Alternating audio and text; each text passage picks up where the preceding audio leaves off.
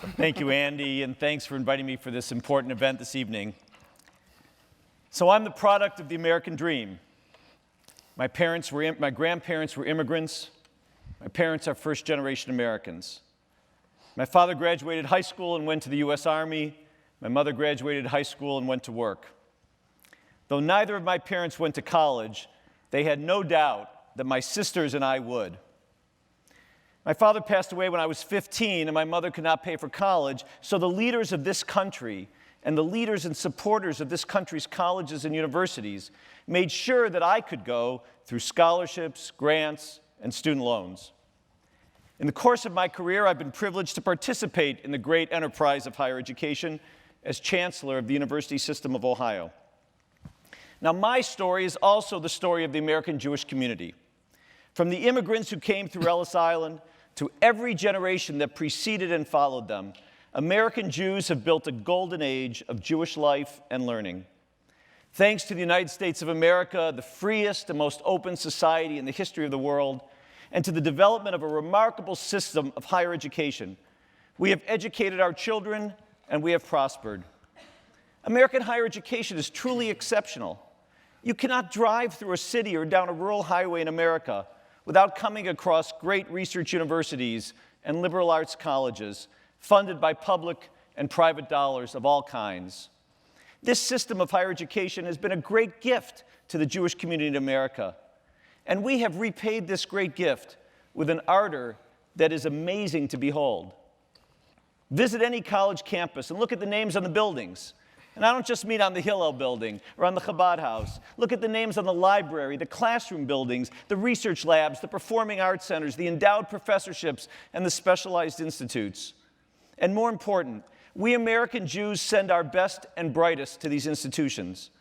While there are excellent Jewish colleges and universities, for the most part, the Jewish community in America has not followed the model of other religious groups and built separate schools where our young people can be educated in an atmosphere infused with our own approach to faith and society. Rather, we prepare our children to apply to the most competitive and diverse institutions of higher education in the world. And once there, we encourage them to take the widest range of courses and expose themselves to the broadest set of ideas possible.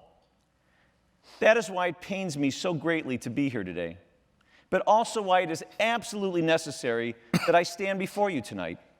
As president of the oldest and largest Jewish student organization on campus in the world, an organization that began at the University of Illinois 91 years ago and now serves more than 550 colleges and universities in the United States and Canada, as well as students in 17 other countries on 5 continents, it is my duty to raise the alarm about a growing anti-Semitism on campus.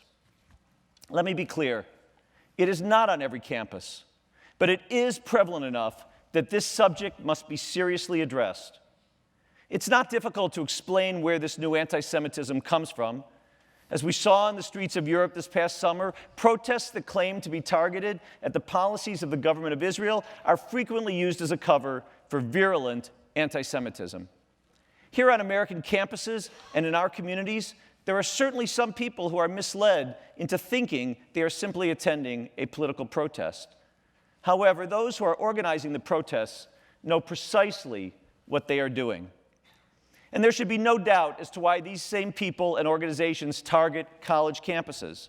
When an issue is framed as a political debate, it immediately assumes a place of special protection on our campuses.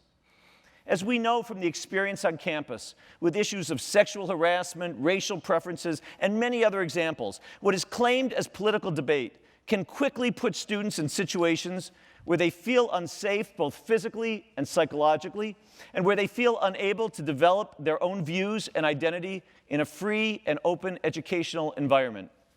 When this happens, the very basis of the university experience that we so love and support is threatened.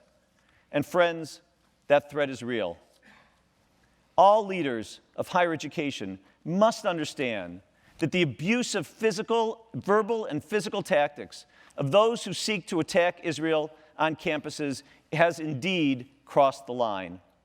And I call on those leaders who are responsible for the climate of our campuses to re-examine rules and policies that excuse the behaviors contributing to a resurgence of anti-Semitism and that are making students feel that their faith and identity is threatening on the very campuses that should be threatened on the very campuses that should be nurturing and protecting them.